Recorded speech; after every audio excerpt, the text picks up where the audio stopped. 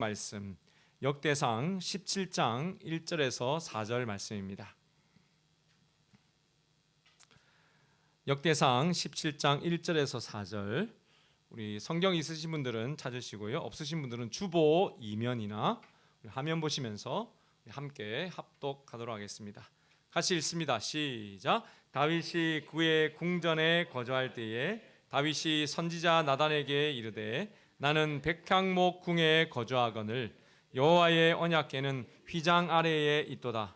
나단이 다윗에게 아뢰되 하나님이 왕과 함께 계시니 마음에 있는 바를 모두 행하소서. 그 밤에 하나님의 말씀이 나단에게 임하여 이르시되 가서 내 종 다윗에게 말하기를 여호와의 말씀이 너는 내가 거할 집을 건축하지 말라. 아멘. 하나님의 말씀입니다. 사랑하는 여러분, 함께 우리 옆에 분들과 또 덕담 나누겠습니다. 지금이 제일 좋을 때입니다. 다른 분들에게, 뒤에 분들에게도요, 지금이 제일 좋을 때입니다.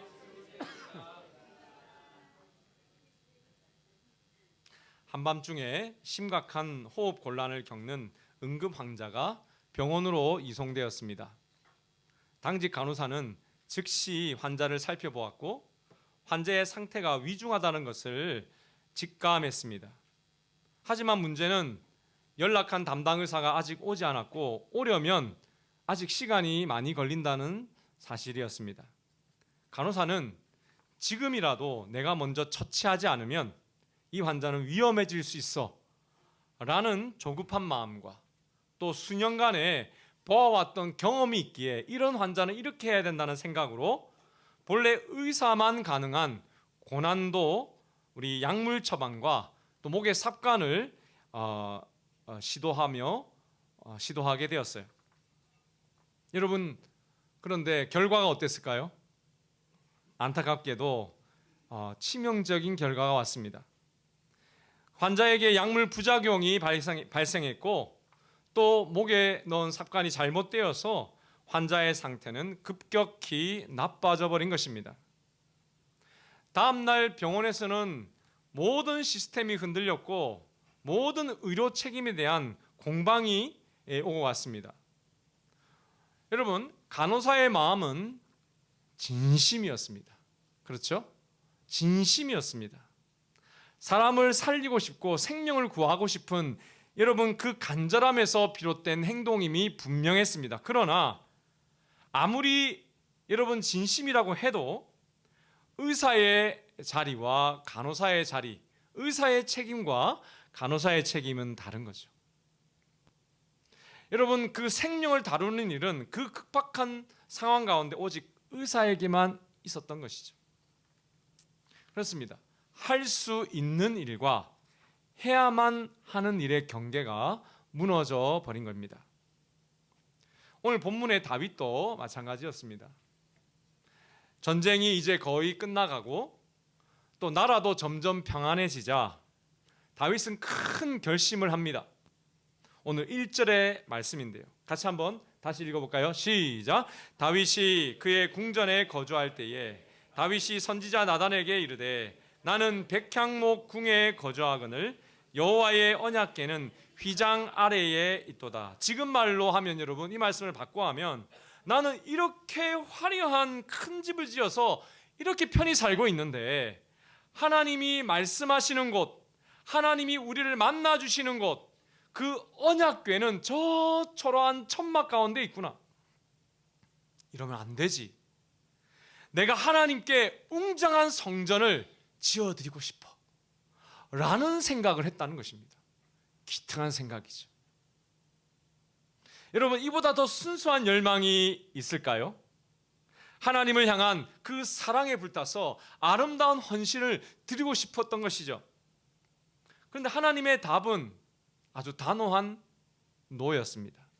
3절과 4절 말씀 같이 한번 읽어볼까요? 시작. 그 밤에 하나님의 말씀이 나단에게 임하여 이르시되 가서 내 종 다윗에게 말하기를 여호와의 말씀이 너는 내가 거할 집을 건축하지 말라. 여러분, 노였습니다. 이렇게 서운할 수가 있습니까, 여러분? 내가 하나님을 향한 마음이, 사랑하는 마음이 너무나도 커져서 감사하는 마음이 너무나도 주체가 안 돼서 여러분 그것을 잊지 않고 갚고자 하는데 정작 하나님이 그것을 거절합니다. 내가 사랑하는 사람에게 선물을 크게 준비했는데 그 사랑하는 사람이 거절하는 것과 같습니다. 요즘 말로 하면 여러분 플러팅이라는 것을 날렸는데 여차없이 차인 상황입니다. 그렇습니다. 여러분 지난주에 우리는 다윗이 하나님의 언약궤를 본인의 다윗의 장막에 옮기고 싶었는데 그때도 웃사가 죽음으로 한번 하나님께 까였어요. 그것은 여러분 기준이 뭐냐면 하나님의 말씀을 따라하지 않았다는 거예요. 그런데 이 성전은요 말씀에 기록되지도 않은 하나님의 꿈이었습니다. 여러분 그런데 그 사랑과 열심에 대해서 하나님은 다시 노라고 말합니다. 2번이나 차입니다. 여러분 이 정도 차이면 완전히 여러분 돌아설 만도 하고요 삐낄 만도 합니다. 여러분 사실 하나님이 거하실 곳을 지을 만한 인물을 성경에서 아무리 찾아봐도 다윗만큼 자격을 갖춘 사람이 없어 보여요. 왜냐하면 첫째로 다윗은 하나님의 긴 꿈을 이루어준 사람입니다. 다윗 시대가 이런 BC 1000년의 시대죠. 지금으로 이야기하면 2000년 전 사람입니다. 예수님 중심으로 하면 BC 1000년이에요. 그런데 다윗 시대보다 더 1000년 전에 하나님께서 믿음의 조상 아브라함이라는 사람에게 주신 꿈이 있어요. 근데 그것을 다윗이 이루어냈어요. 또 이 아브라함이 죽고 500년 뒤에 또 위대한 한 인물이 등장하는데 여러분 유명한 모세입니다. 이 모세에게 주신 하나님의 명령도 아브라함에게 주신 명령과 같은데 바로 그것을 다윗이 이뤘다니까요. 여러분 그 명령이 무엇입니까? 내용이 무엇일까요? 지금으로 이야기하면 팔레스타인 지역 전체인데요. 그 지역 전체를 내가 너에게 약속의 땅으로 주니 그 땅을 정복하고 다스리라는 거예요. 그런데 여러분 다윗 이전에 누구도 그 땅을 완전히 정복하지 못했는데 그 모든 땅을 다윗이 정복합니다. 하나님의 꿈을 이루어 준 왕인 거죠. 하나님의 약속을 아멘으로 받고 여러분 이룬 것입니다. 믿음이 대단한 인물이죠. 여러분 그래서 다윗을 통해 나라의 국경이 확장되어지고 국고도 여러분 넉넉해졌습니다. 아주 부자 나라가 됐어요. 더욱이 이스라엘 땅의 중심이었던 난공불락의 요새 거인들이 여러분 다스렸던 예루살렘까지 정복하고 제자리를 잃고 이런 떠돌아다니던 하나님의 말씀의 언약궤, 지난주에 우리 말씀이죠. 그것까지 예루살렘으로 모셨습니다. 여러분 거기뿐입니까? 제사장 조직도 정비하여서 너는 찬양대를 리더하고 너는 찬양 인도를 하고 너는 나팔을 불고 너는 악기를 어떻게 다루고 여러분 찬양대 조직까지 예배 조직까지 다 정비합니다. 무엇보다도 여러분 그 시대에 이방 나라들을 보면 다윗의 그 마음이 얼마나 신전을 짓고 싶었는지 몰라요. 성전을 짓고 싶었는지. 왜냐하면 당시 이방의 도시들은 다들 여러분 몇천 명씩 들어가는 거대한 신전을 가지고 있었거든요. 여러분 블레셋의 에그론에 아스다롯 신전이 있었고요. 가나안 바알 제단 등을 여러분 백성들이 다 보고 있었습니다. 그래서 다윗이 못 지을 이유가 있나? 짓는다면 우리 왕이 지어야지 라는 생각을 가질 수도 있고요. 다윗도 그랬다는 것입니다. 모두가 고개를 끄덕일 만한 사람이 다윗이었어요. 그래서 심지어는 하나님께서 직접 음성으로 말씀해 주셨던 선지자 나단도요 다윗의 이 꿈을 듣자마자 2절에서 여러분 이렇게 반응합니다. 같이 한번 2절 말씀 다시 읽어볼까요? 시작. 나단이 다윗에게 말했습니다. 하나님께서는 왕과 함께 계시니 무엇이든지 왕의 뜻대로 하십시오. 여러분 나단이 듣기에도 너무 좋았던 것입니다. 너무 좋았다. 그런데 정작 하나님은 안 돼 라고 하십니다. 왜 안 됩니까? 왜 안 됐을까요? 다윗만큼 자격을 갖춘 사람이 어디 있습니까? 그런데 왜 안 됩니까, 여러분? 수십 년 고생하면서 왕이 되었고 지금 감사하겠다는데, 하나님께 은혜 받았다고 감사하겠다는데 왜 안 됩니까? 핵심은 이것입니다, 여러분. 다윗이 짓고자 했던 성전은 무엇을 속하는 곳이기 때문입니까? 죄를 속하는 곳이기 때문입니다. 여러분, 당시에도 수많은 이방 신전들이 있었다고 이야기했습니다. 그 신전들의 특징이 무엇입니까? 풍령과 승리를 비는 신전이었어요.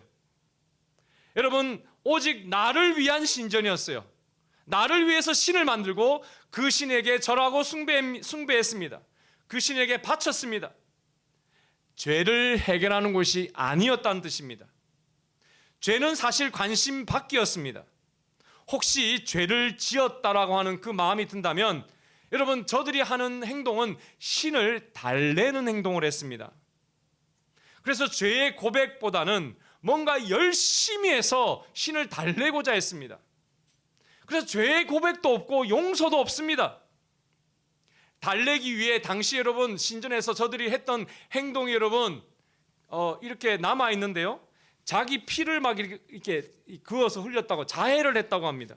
이 정도 헌신해야지 신이 마음이 감동이 된다 이 말입니다. 여러분, 그리고 그 앞에서 음란한 짓을 했습니다. 신의 기분을 자기 식으로 맞추면 된다고 생각했다는 거죠. 하지만 여러분, 하나님이 세우시고 싶었던 성전은 달랐던 것입니다. 죄를 고백하고 피로, 여러분, 죄의 대가인 생명이 담긴 그 피로 속죄받는 거룩한 자리였어요. 그래서 여러분, 이 성전은 오직 죄 없는 분의 설계로만 가능하고 오직 죄 없는 손의 시공만 허락되었던 곳이었던 거죠. 여러분, 이것은 요즘 세상의 모든 종교와 기독교의 차이이기도 하죠. 여러분, 모든 종교는 자신의 선행을 쌓는 것이 중요합니다. 그래서 여러분, 수천 번 그거를 이 기도를 쌓아야 됩니다. 여러분, 수천 번 절해야 합니다. 아침, 점심, 저녁 또 한 번 더. 여러분, 이슬람교는 그렇게 절을 해야 합니다. 계속 해야 합니다. 그래서 여러분, 신을 달래야 합니다. 자기의 선행으로 신을 달래야 합니다. 그리고 자기가 원하는 극락과 자기들의 천국에 들어가려고 하는 거죠. 그러나 여러분, 기독교는 죄의 회개를 통해서만 천국에 들어간다라고 가르칩니다. 그래서 단 하나의 죄도 남아있다면 못 들어가는 거죠. 모든 죄가 용서받은 자만이, 그 비결을 아는 그 사람만이 천국을 들어갈 수 있다고 이야기합니다. 여러분, 그래서 기독교는 내가 죄인이라고 고백하는 동시에 모든 죄가 용서받는 그 비밀을 가지고 있는, 교회는 바로 그러한 것입니다. 여러분도 그 비밀을 아시기를 축복합니다. 오늘 말씀 가운데 그 비밀을 깨달으시기를 바랍니다. 그래서 여러분, 오늘 이 다윗의 오늘 본문 받은 17장을 지나서 다윗이 하나님 앞에 얼마나 기도했는지가 나오는데요. 하나님, 왜 제가 안 됩니까? 왜 제가 하나님의 성전을 짓지 못합니까? 한 그 다윗에게 하나님이 답을 정확하게 주시는데 이렇게 말씀합니다. 역대상 22장 말씀이에요. 자, 같이 한번 읽어볼까요? 시작. 다윗이 솔로몬에게 이르되, 내 아들아, 나는 내 하나님 여호와의 이름을 위하여 성전을 건축할 마음이 있었으나 여호와의 말씀이 내게 임하여 이르시되, 너는 피를 심히 많이 흘렸고 크게 전쟁하였느니라. 내가 내 앞에서 땅에 피를 많이 흘렸은즉 내 이름을 위하여 성전을 건축하지 못하리라. 여러분, 분명히 다윗의 선한 마음은 귀했습니다. 하지만 죄 묻은 손이 문제라는 거예요. 그 손으로는 이 속죄의 집을 지을 수 없다라고 말씀하십니다. 그런데 여러분, 여기에서 다윗이 하나님이 지적하는 이 피, 많은 피라고 하는 이 피는요, 실상 하나님의 꿈을 이루기 위해서 이방 사람들을 죽였던 피입니다. 그래서 하나님의 입장으로 볼 때 이것은 정당방위입니다. 다윗은 여러분 그냥 전쟁한 적이 없습니다. 하나님, 저 나라를 칠까요? 그래, 치라. 그래서 쳤습니다. 하나님, 어떻게 저 사람들을 칠까요? 이번에는 매복 작전을 해라. 그래서 매복 작전에서 쳤습니다. 하나님 앞에 묻고 한 전쟁, 그것을 이름하여 거룩한 전쟁, 성전이라고 합니다. 바로 그 전쟁을 했습니다. 그런데 여러분, 하나님은 그럴지라도 흘린 피는 피다라는 거예요. 피를 흘린 것은 아무리 그렇다고 해서 결코 정당화시킬 수 없다라고 말씀하고 있습니다. 마치 내가 짓지도 않았는데 내가 태어나면서부터 가지고 태어나는 원죄와 아주 성격이 비슷합니다. 여러분, 우리는 죄성을 가지고 태어납니다. 그래서 태어난 아기조차도 죄를 지을 줄 아는 바로 그것과 너무 비슷합니다. 우리 심령에, 우리의 영혼에 새겨져 있는 죄죠. 여러분, 이것은 착한 일을 하지 않는 사람이란 뜻이 아닙니다. 착한 일을 해도 죄성이 기반한 착한 일입니다.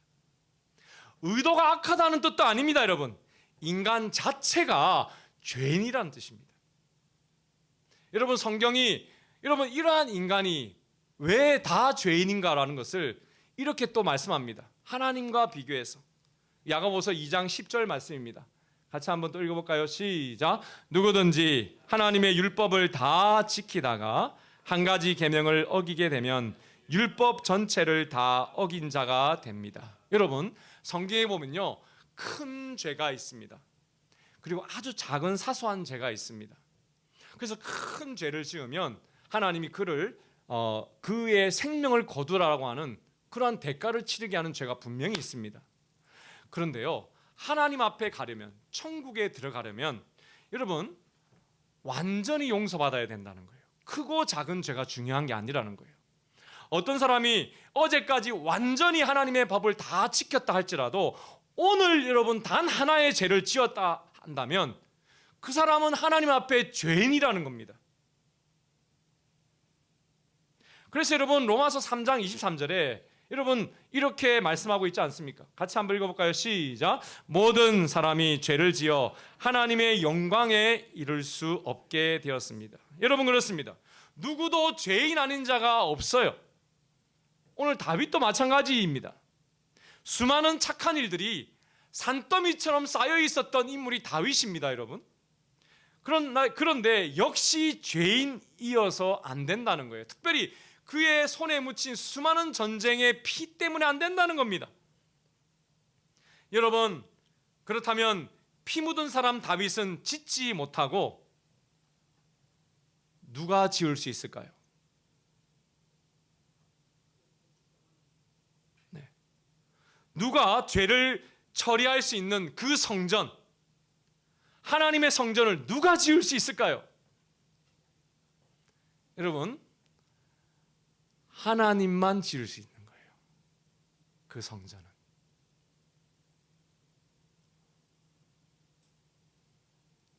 그래서 하나님이 디자인하셔야 되고요, 하나님이 설계도를 주셔야 합니다. 여러분, 그래서 성경에 보니까 다윗에게 하나님이 환상으로 설계도를 주셨다라고 성경이 말하고 있어요. 여러분, 인간이 지은 이방의 설계도로 지은 그 성전 하나님이 안 받으신다는 거예요. 그리고 여러분, 설계도를 다윗이 받았지만 피 묻은 다윗 선호도는 안 돼요. 그래서 다윗의 아들, 평화의 아들이라 불리운 솔로몬 왕에 의해서 그의 순종으로 지어지게 됩니다. 여러분, 핵심은 이것입니다. 중요한 것은 하나님만 죄를 없앨 수 있다. 옆에 분들에게 한번 고백할까요? 하나님만 당신의 죄를 없앨 수 있습니다. 시작. 죄 없는 하나님만 가능합니다. 시작. 여러분, 이 말은 뭡니까? 죄인은 죄인 스스로 자기의 죄를 씻을 수 없다라는 것입니다. 그러므로 여러분, 성전은 반드시 죄 없으신 하나님의 방식으로만 세워져야 했습니다.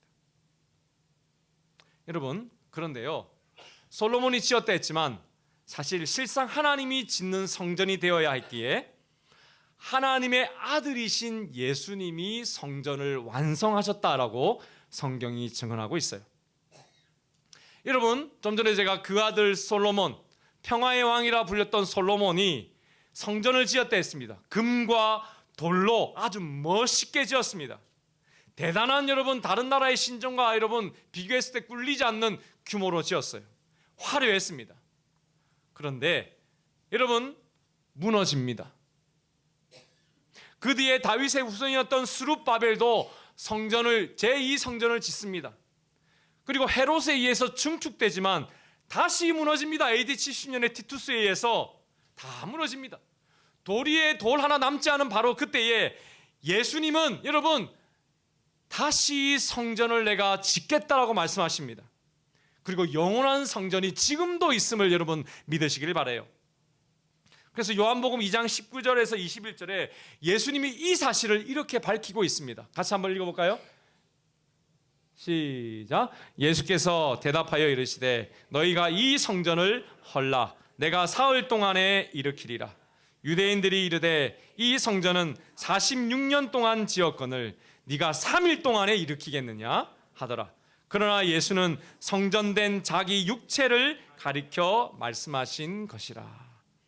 여러분 예수님이 자기의 육체를 뭐라고 하셨다고요? 성전이라 했다는 것입니다. 여러분 당시에 건물로 성전이 있는데 예수님이 그 성전을 보면서 너희가 이거를 무너뜨려 봐. 그럼 내가 3일 만에 다시 성전을 이렇게 세울게 이야기합니다. 근데 그 약속하신 예수님의 말씀대로 그 성전이 정말로 무너졌는데요. 3일 만에 세워졌을까요? 안 세워졌습니다. 지금까지도 안 세워지고 있어요. 그래서 예루살렘에서 지금도 세우고 싶어 하지 않습니까? 통곡의 벽에서 막 두드리면서 말이죠. 그런데 성경은 이미 성전이 세워졌다라고 이야기합니다. 예수님 말씀하시잖아요. 예수님이 3일 만에 죽으시고 부활함으로 죄를 깨끗이 하는 영원한 성전이 됐다 이 말입니다. 죄를 없애는 예수님이 죄를 없애는 그러한 방법이요. 요한복음 13장에 나오고 있어요. 예수님께서 십자가를 지시기 하루 전날에 저녁 식사 만찬이 끝날 무렵에 예수님께서 겉옷을 벗으시고 허리에 이 수건을 두르고는 물을 떠서 제자들의 발을 씻기시기 시작합니다. 그때 수제자 베드로가 주님 제 발을 씻기신다고요? 절대 안 됩니다 라면서 막 만류하니까 예수님이 이렇게 말씀하십니다. 한번 따라해 볼까요? 내가 너를 씻기지 아니하면 너와 나는 상관이 없다. 여기서 상관은요 여러분 하늘의 유업, 천국을 의미하는 단어입니다. 여러분 내가 네 발을 씻기지 아니하면 너는 천국에 들어갈 수 없는 존재다라고 예수님 말씀하시는 겁니다. 여러분 여기에서 예수님이 발을 씻기는 것이 도대체 무슨 의미이길래 예수님이 꼭 발을 씻겨야 한다고 이야기합니까? 이것은 하나의 상징이라는 거죠. 무슨 다른 의미가 담겨 있는 거죠. 예수님이 이렇게 말씀하는 것입니다.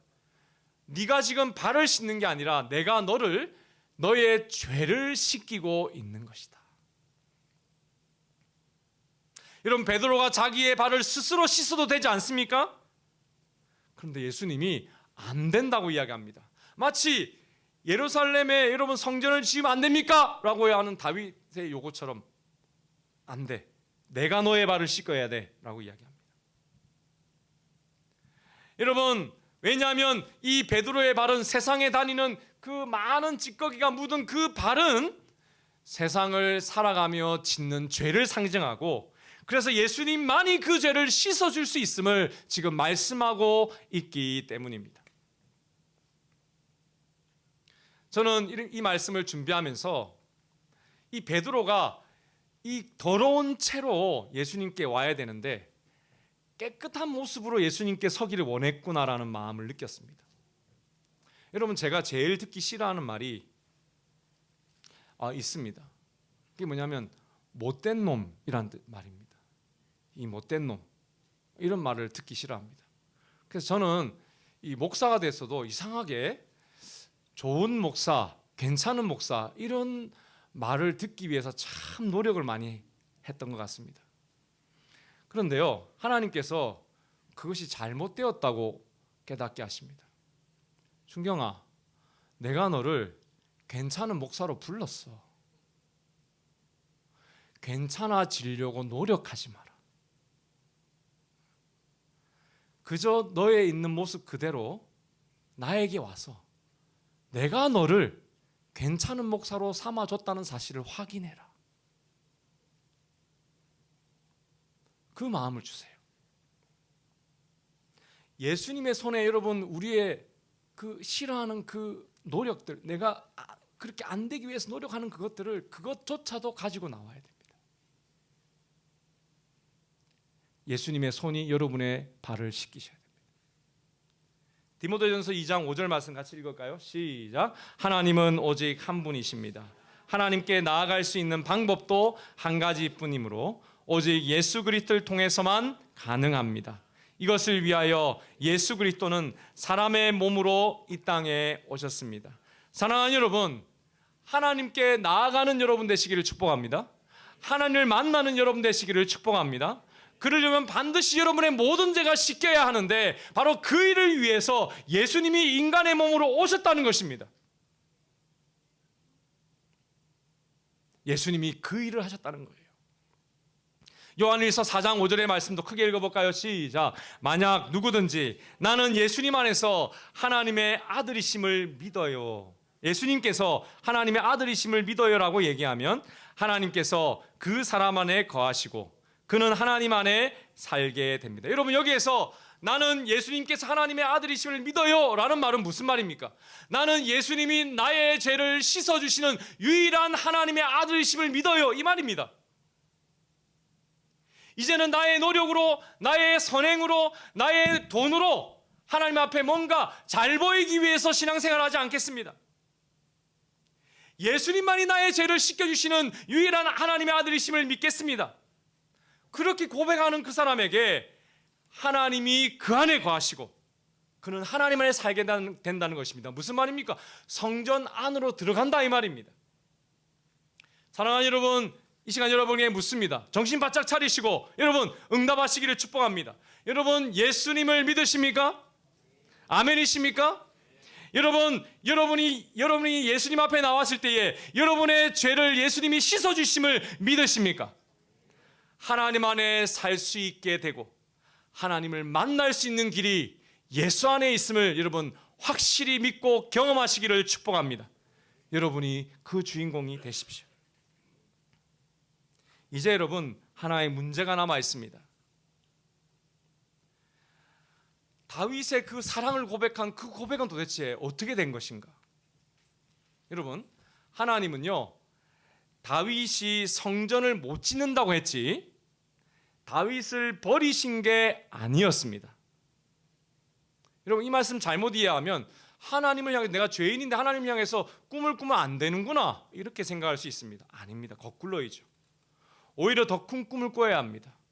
그럴 때에 하나님께서 그를 품으시고 그의 생각을 기뻐하십니다. 다윗이 딱 그랬습니다. 여러분, 역대상 17장 8절 말씀 다시 한번 크게 읽어볼까요? 시작. 나는 내가 어디로 가든지 너와 함께 있었고 너를 위해 내 원수들을 물리쳐 주었다.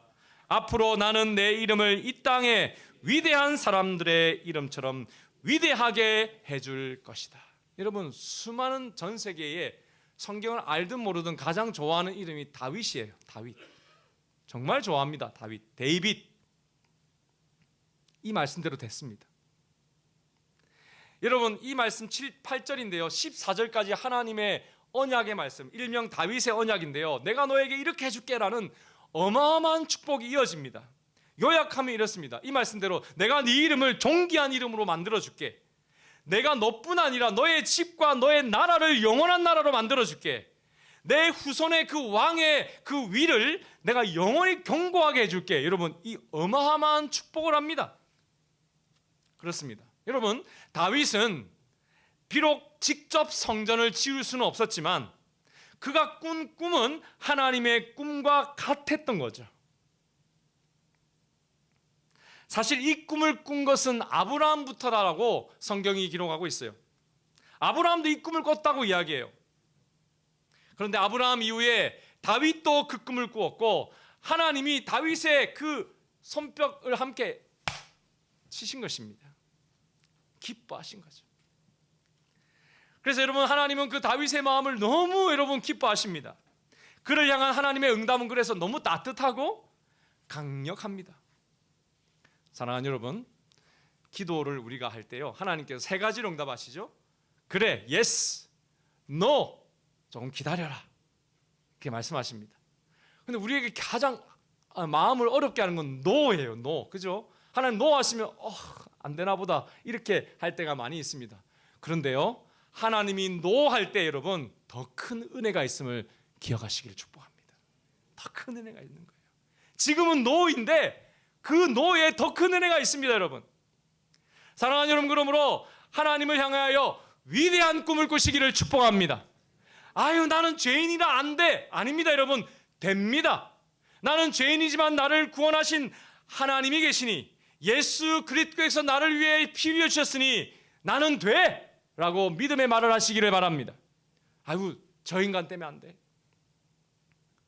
그러면 정말 안 되지만 하나님이 저 사람도 사랑하시는 하나님이시기에 돼 라고 믿음의 말을 하면 그때부터 되는 겁니다. 내면세계의 질서와 영적 선장이라는 아주 유명한 책을 쓴 고든 맥도날드, 이분입니다. 이 고든 맥도날드는 세계적인 영성에 관한 베스트셀러 작가입니다. 여러분, 우리 제자 훈련할 때 이 책 읽으셨죠? 네, 꼭 한번 읽어보기를 추천합니다. 그런데 이분이 아내가 이 게일 맥도날드가 계신데요, 함께 그 다음에 이런 책을 썼습니다. 마음과 마음이 이어질 때라는 책을 부부가 함께 공동 저서를 썼어요. 근데 그 내용 중에 이런 이야기가 있습니다. 우리는 위험의 순간을 겪고 지금 정상에 서 있다. 하나님의 은혜로 죽는 순간까지 우리를 떼어놓을 수 있는 것은 아무것도 없다 라는 것을 부부가 같이 쓴 이 책에 씁니다. 그리고 이 책을 쓰고 난 이후에 우리가 지금 정상에 있습니다 라고 선언한 이후에 이 고든 맥도날드 목사님이 바람을 피웁니다. 여러분, 다윗처럼 정점에 있을 때에 여자 문제가 터진 거예요. 여러분, 좀 유명하기 전에 바람을 피지. 누구에게도 감출 수가 없어요. 여러분, 얼굴이, 제가 이거 얼굴을 이걸 올려야 될까 말아야 될까 참 저도 고민을 했어요. 목사님이요, 모든 직분을 내려놓고 은둔합니다. 그리고 교단에서 징계를 받아요. 징벌의 시간을 받아요. 그리고 이제 제가 용서받았다고 자기가 하나님 앞에 회개하고 또 공동체 앞에서도 회개하면서 이제 용서를 받습니다. 그리고 그 징벌의 기간이 끝난 후에 이 책을 적습니다. 무너진 세계를 재건하라. 이 책을 여러분 적을 때 이분이 이렇게 고백합니다. 나는 무너져 버린 사람을 가장 지독하게 비난하던 사람이었습니다. 바로 제가 그 사람들을 비난했습니다. 그런데 제가 그렇게 되었습니다. 그 죄로 인해서 다른 사람을 판단하는 손가락질을 제가 내려놓게 되었습니다. 저는 죄인입니다. 내 죄가 산더미처럼 느껴집니다. 다른 사람의 죄가 이제는 작게만 느껴집니다. 그래도 저는 매일매일 싸워야 했습니다. 분명히 공동체 앞에서 용서받았다고, 분명히 징계를 받았다고, 하나님께서 나에게 말씀하실 때에 괜찮아, 내가 너를 용서했어라고 하는데 저는 너무 두려웠습니다. 왜냐하면 사람들이 저를 외면할까 봐, 떠나버릴까 봐. 용서받은 자의 삶이 너무나도 살기가 어렵다는 것을 제가 처음 깨달았습니다. 여러분, 근데요, 이 마음이 들 때 진짜 회개입니다. 그전에는요, 사실 진짜 회개 안 한 겁니다. 여러분, 회개는 뭡니까? 자기 주제를 아는 거예요. 원래 자리로 돌아오는 거예요. 원래 자리로.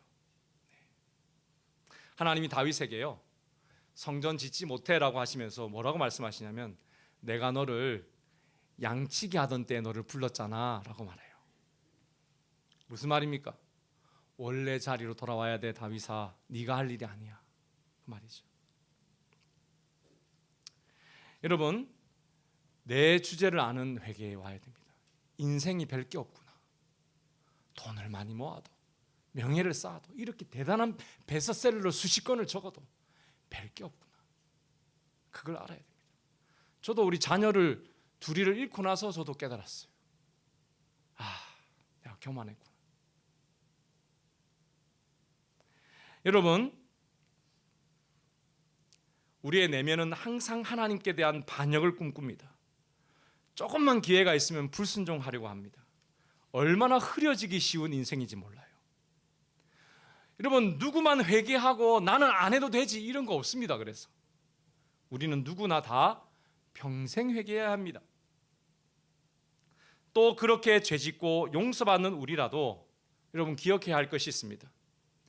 그러한 우리라도 위대한 일을 다시 시작할 수 있어요. 여러분, 무너진 세계를 재건하라. 고든 맥도날드 목사님만 다시 책을 적은 게 아니고 여러분도 여러분의 생애 책을 다시 적어가야 합니다. 이것이 은혜예요. 여러분, 아멘이십니까? 아멘. 이분보다 더 죄송합니다. 쪽팔릴까요? 아니죠. 그러므로 여러분, 우리는 믿음의 말을 할 수 있어야 합니다. 하나님의 말씀으로, 하나님의 복음으로 우리의 생을 재해석할 수 있어야 합니다. 여러분, 죄를 가리려고 할 필요가 없습니다.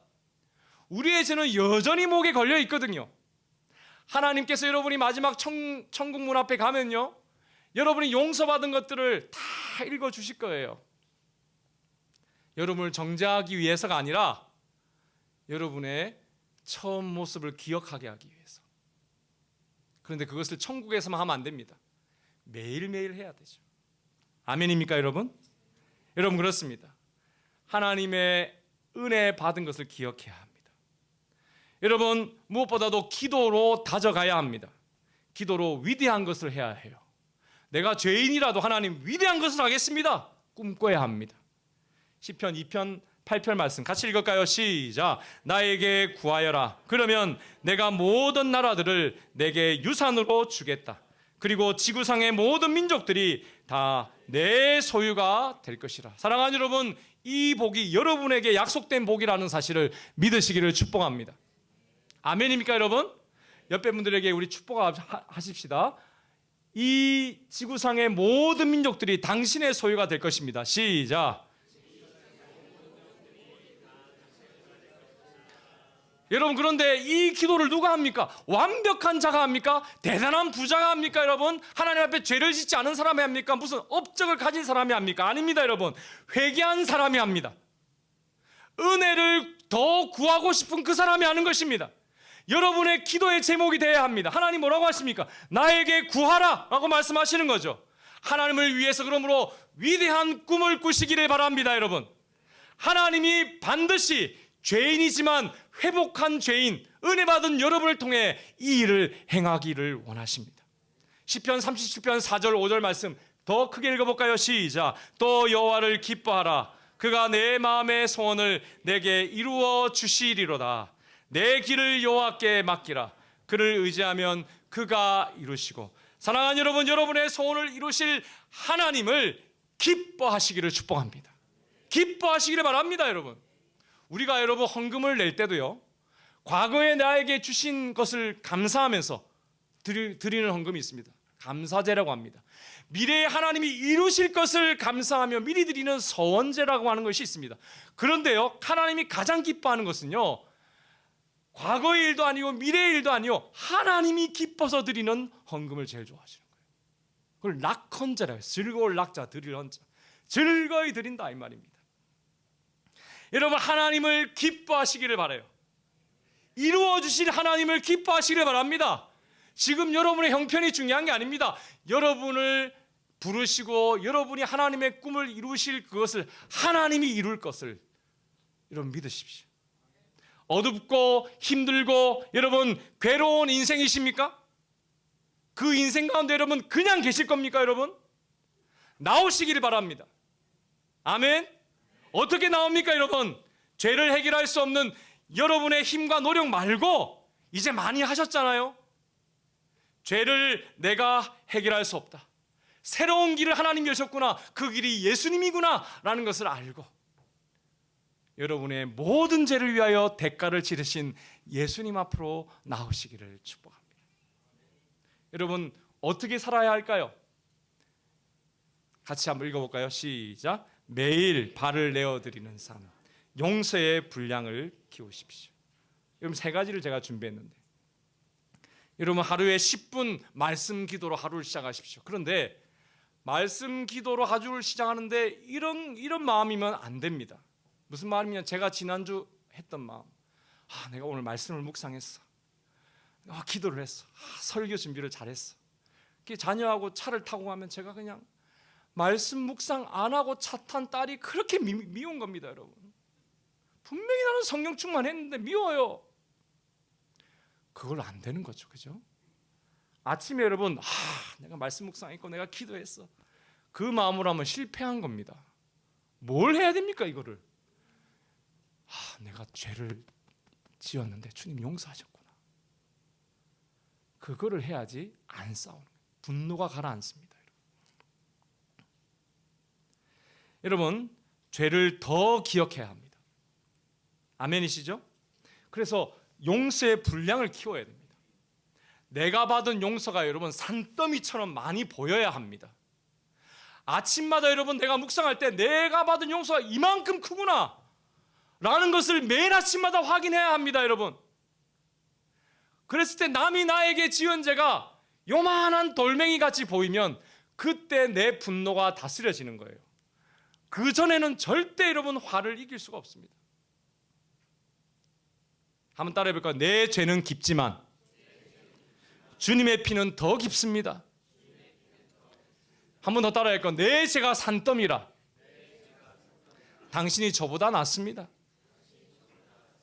사랑하는 여러분, 이제 내가 어떻게 해보겠다, 내가 막 짓겠다, 여러분 그 망치 내려놓으십시오. 주님이 지으십시오 라고 기도하십시오. 세 번째가 뭐라고요, 여러분? 하나님을 위하여 위대한 꿈을 꾸십시오. 언제부터 시작할까요? 지금부터 같이 기도하겠습니다.